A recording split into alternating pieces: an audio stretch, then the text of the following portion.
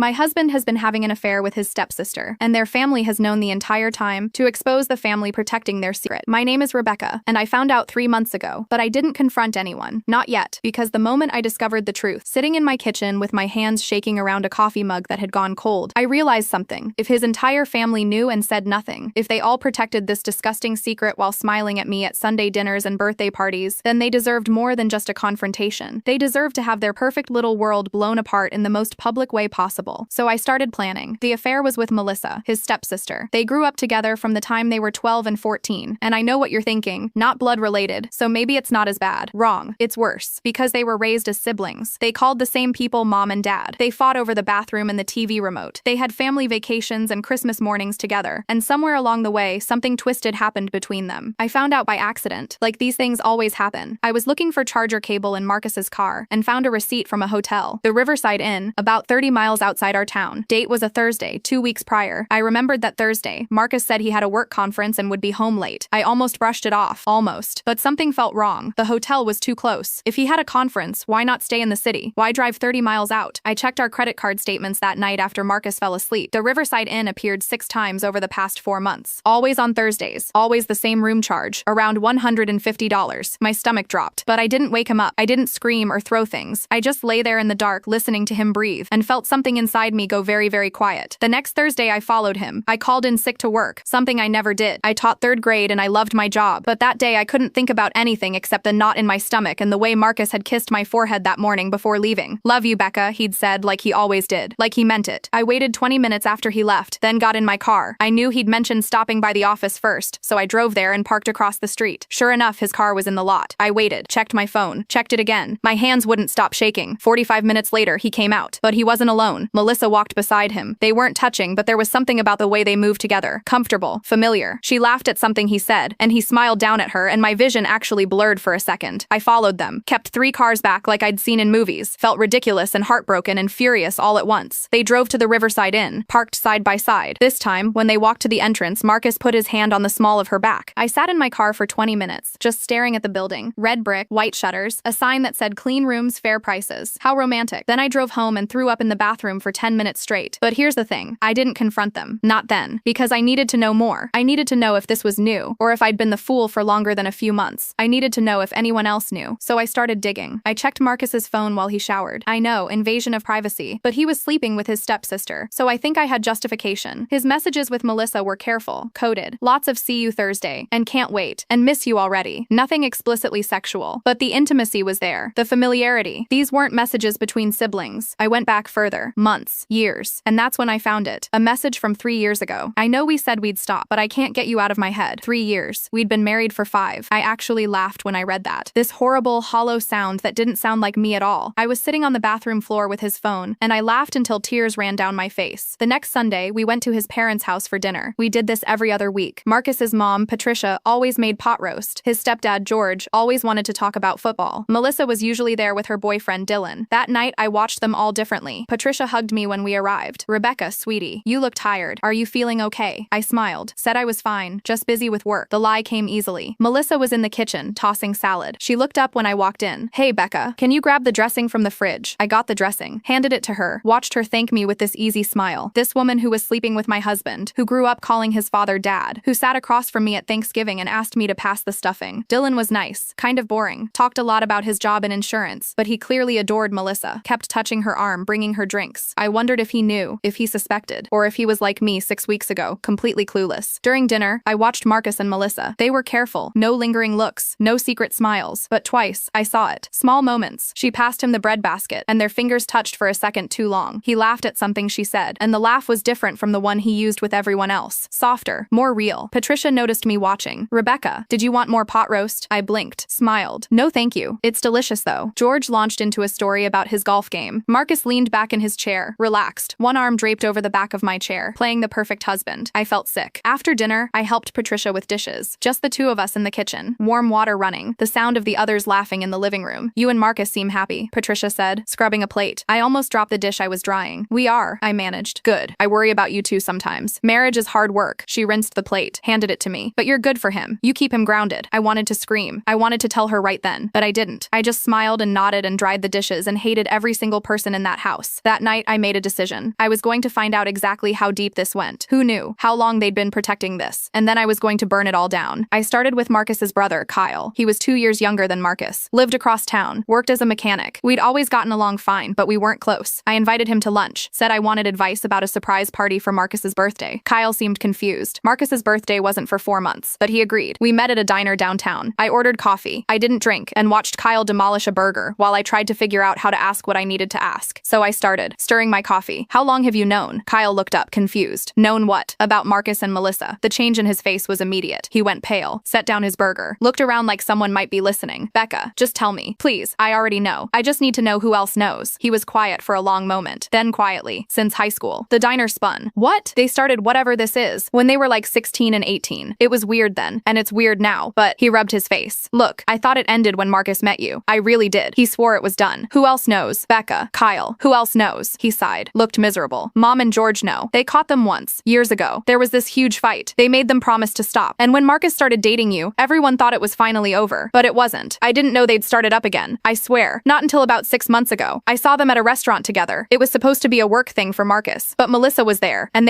he trailed off. I confronted Marcus. He admitted it, begged me not to tell you. And you didn't. I told him he was being an idiot, that he needed to end it or tell you, or both. But Kyle looked at me with genuine pain in his eyes. You're my sister-in-law. I should have told you. I'm sorry. I felt strangely calm. Who else? I don't know. Maybe Dad. Probably not Melissa's boyfriend. That guy's clueless. Some of their friends might suspect, but I don't think they know for sure. I nodded. Took a sip of cold coffee. Okay, what are you going to do? I smiled at him. It felt wrong on my face. I haven't decided yet. That was a lie. I knew exactly what I was going to do. Marcus's parents were celebrating their 20th wedding anniversary in 3 months. They were planning this huge party. Happened at Sunday dinner. He got down on one knee right there in Patricia's dining room, pulled out a ring, and asked her to marry him. Everyone cried. Patricia was thrilled. George shook Dylan's hand. Marcus hugged his stepsister, held her a little too long, I noticed, and congratulated them both. I watched Melissa's face when she said yes. She looked happy. But when she glanced at Marcus over Dylan's shoulder, I saw something else. Panic, maybe, or regret. That night, Marcus was quiet on the drive home. You okay? I asked. Yeah, just surprised. Didn't think Dylan would propose so soon. They've been together 2 years. I know, just surprised. I looked at him in the darkness of the car. Does it bother you? What? No, why would it? I shrugged. She's your sister. Big change. He relaxed. Thought I was just being a caring wife. Yeah, I guess. But I'm happy for her. Liar. I got my proof the next Thursday. I followed them again to the hotel. This time I watched them arrive separately and paid the desk clerk $50 to tell me what name the room was under. Marcus had used his real name. Idiot. I also paid the clerk another $100 to let me know when they left. I waited in my car. 3 hours later, she called. I drove to the hotel and knocked on their door before they could get to their cars. Marcus answered, shirtless. His face went white when he saw me. Becca. I looked past him. Melissa was sitting on the bed, wrapped in a sheet, looking terrified. I didn't yell. I just looked at them both. The anniversary party is in 12 days. I expect you both to be there. Then I turned and walked away. Behind me, I heard Marcus calling my name, but I didn't stop. I got in my car and drove home and felt lighter than I had in months. He came home 2 hours later. I was sitting at the kitchen table. Becca, please, let me explain. No, it's not what you. Marcus, stop talking. He stopped. I looked at him. This man I'd loved, married, built a life with. You have 2 options. 1, you show up at your parents' anniversary party and act normal. You don't tell anyone I know. You don't warn Melissa or your family. You do exactly what I say. 2, I send everything I have to everyone right now. Your parents, your friends, your job, Melissa's job, Dylan, everyone. Becca, which do you choose? He stared at me. What are you going to do at the party? You'll find out. What's your choice? He looked broken. Small. I'll do what you want. Good. Sleep in the guest room. He did. The next 12 days were strange. We barely spoke. He went to work, came home, stayed out of my way. I continued planning my speech for the party. Patricia called me 3 times to go over details. Each time I was sweet and helpful and enthusiastic. Melissa called once. Rebecca, we need to talk. No, we don't. Please, I can explain. If you're not at the party, I send everything to Dylan right now. Clear? She was crying. Okay. I hung up. Kyle called too. Marcus told me what happened. Becca, I'm so sorry. Did he tell you what I'm planning? No. What are you planning? You'll see. Just be at the party. The night before the anniversary party, I couldn't sleep. I went over everything in my mind. The speech I'd written, the slideshow I'd created, the printed packets I'd prepared. Everything was ready. Marcus was in the guest room. I thought about our wedding day, how happy I'd been, how I'd thought we'd grow old together, have kids, build a life. I cried for the first time in months. Not for him, for me, for the future I'd lost. The anniversary party was beautiful. The country club had been decorated with white flowers and twinkling lights. 100 guests mingled, drinking champagne, laughing. Patricia wore a stunning blue dress. George looked proud in his suit. Marcus arrived with me. We'd agreed to drive together, keep up appearances. He looked sick. I wore a red dress I'd bought specifically for this. Wanted to look good for the end. Melissa came with Dylan. He was beaming, kept showing people her engagement ring. She looked like she might throw up. Good. Patricia hugged me. Oh, Rebecca, "You look gorgeous. Thank you so much for coming early to help set up." I'd helped arrange chairs, set out programs, made sure the microphone worked. "Anything for you," I said. The party went on. Dinner was served. Speeches began. Friends told stories about Patricia and George, about their love, their family, their life together. Everyone laughed and clapped. Then Patricia called me up. "And now, our daughter-in-law Rebecca has prepared something special." I walked to the front, took the microphone, looked out at all those faces. Family, friends, people who'd smiled at me while knowing the truth. "Thank you all for being here," I started. My voice was steady, calm. "Patricia and George, congratulations on 20 years. That's quite an achievement." People smiled. Patricia looked delighted. "Marriage is built on trust," I continued. "On honesty. On the belief that your partner, your family, has your back. That they won't betray you." Years. I looked at Melissa. "And you? You were going to marry Dylan. Were you going to stop then? Or just keep lying to both of us?" Dylan had stood up, was staring at Melissa with this shattered expression. Finally, I looked at Marcus. "You told me you loved me. Every day. Every morning. Love you, Becca. Like it meant something. Like we meant something." He was crying. "I did love you. I do." "Don't." I cut him off. "Just don't." I set down the microphone, picked up the stack of printed packets I'd prepared, started handing them out. "These contain all the evidence. Every message. Every receipt. Every photo. I've also included contact information for my attorney. Marcus, you'll be hearing from them Monday." I walked past Patricia and George. Patricia reached for me. "Rebecca, please." I stopped, looked at her. 20 years of marriage. Congratulations. I hope it was worth it. Then I walked out. Behind me, the party erupted. Shouting, crying, chaos. I heard Dylan's voice, angry and broken, demanding answers. Heard Marcus calling my name. Heard Patricia still sobbing. I got in my car and drove away. I went to my friend Jennifer's house. She was one of the few people I'd told everything to. She opened the door, took one look at my face, and pulled me into a hug. "It's done," I said. "Good. You want wine or ice cream?" "Both." We sat on her couch and I told her everything about the party, the faces, the chaos. She listened and nodded and didn't judge me for what I'd done. "You think it was too much?" I asked. "No," she said firmly. "They protected him for years. They all lied to you. They deserved it." My phone was blowing up. Marcus calling. Patricia, Kyle, even some of the guests. I turned it off. I stayed at Jennifer's for 3 days. On Monday, my attorney called. Marcus wanted to talk about the divorce. I told her to handle it. I didn't want to see him. Kyle came by on Tuesday. Jennifer let him in but stayed in the room. "Protective. I'm not here to defend him," Kyle said immediately. "What he did was unforgivable. What they all did was unforgivable. I just wanted to check if you were okay." "I'm fine. Mom's a wreck. Dad's not speaking to Marcus or Melissa. Dylan broke up with Melissa. It's all falling apart." "Good." Kyle nodded slowly. "For what it's worth, I'm glad you did it. They needed to face consequences. You knew for years." "I know. I was a coward. I'm sorry." I looked at him. Okay.